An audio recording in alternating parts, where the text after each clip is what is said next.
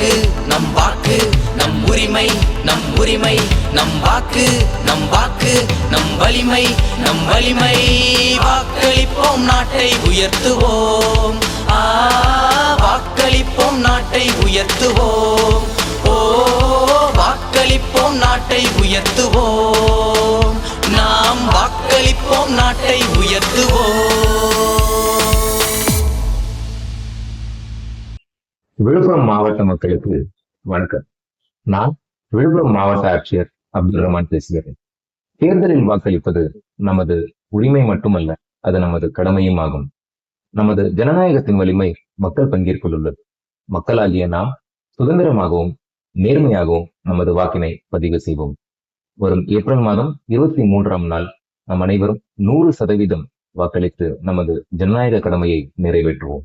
நன்றி, வணக்கம்.